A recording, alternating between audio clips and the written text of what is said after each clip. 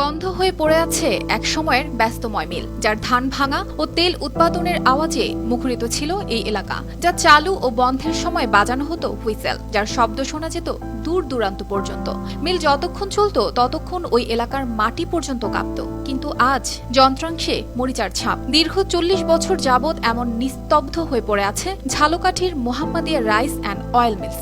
আর বরিশালবাসীর একটা গর্ব ছিল যে বরিশাল বিভাগে রেল লাইন না থাকলেও এই একটা জায়গা, এই রাইস মিলের ভিতরে রেল লাইন ছিল, যে এই নদীর পাড় থেকে যারা মাল নিয়ে আসতেন তারা নদীর পাড় থেকে মিলের মধ্যে মাল নেওয়ার জন্য এই রেল ব্যবহার করতেন। নতুন এক্সপেল এর নতুন ফর্মুলা আরপিএম এর ডুয়েল অ্যাকশন। ঘরের মশা বাঁচবে না, বাইরের মশা আসবে না।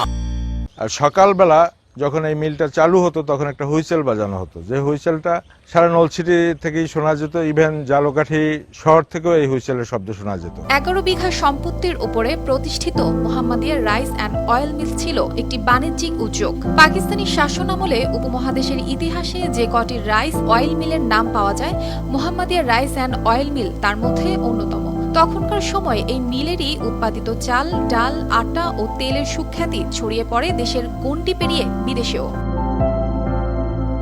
1950 সালের দিকে প্রায় 200 মেশিন নিয়ে মোহাম্মদিয়া রাইস অ্যান্ড অয়েল মিলের যাত্রা শুরু করেন গুজরাটের ব্যবসায়ী মোহাম্মদ জামাল। পরবর্তীতে নানা জটিলতায় 1984 সালের দিকে বন্ধ হয়ে যায় বিখ্যাত এই মিল। কালের সাক্ষী হয়ে মিলটির বিশাল আকৃতির ব্রয়লার ও যন্ত্রপাতি। এটা পাকিস্তান আমলে প্রতিষ্ঠিত একটি মিল।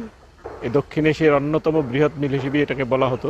কিন্তু দেশ স্বাধীন হওয়ার পরে কিছুদিন এই মিলটা চলার পরে 1984 সালে এই মিলটা বন্ধ হয়ে যায়। আমি মনে করি এটা রাষ্ট্রের ব্যর্থতা, রাষ্ট্রের দায়। একটা স্বাধীন দেশে এত বড় একটা প্রতিষ্ঠান বন্ধ হয়ে গেল।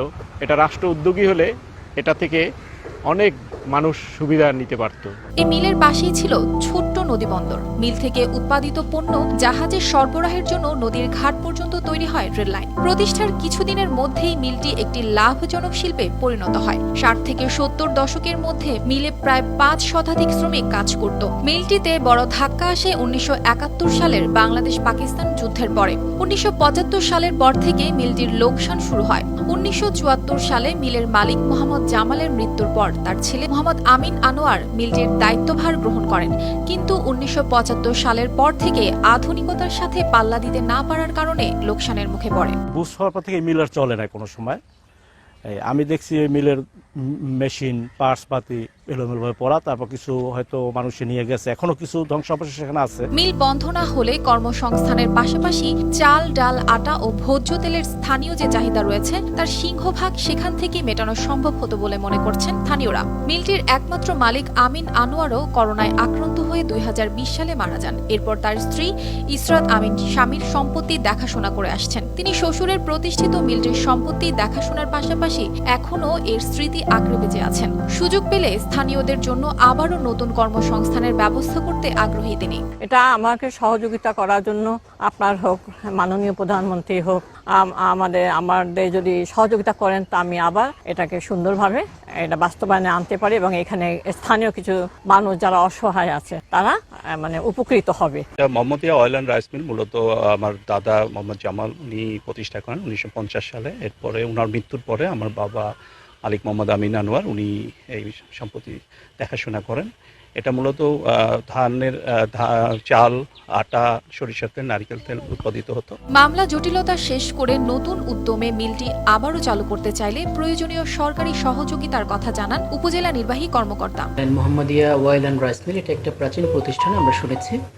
এখানে আমি যতটুকু জানি যে এটি নিয়ে আসলে মালিক পক্ষের মধ্যে একটি মামলা চলমান রয়েছে। এখন তাদের মামলা নিষ্পত্তি হওয়ার পরে তারা যদি এই মিলটি পুনরায় চালু করার জন্য কোনো ধরনের সহযোগিতার জন্য আমাদের কাছে আসেন এবং বিধি মোতাবেক যদি সহযোগিতা করা যায় সেটি আমরা আমাদের পক্ষ থেকে, সরকারের তরফ থেকে আমরা সেটি করব।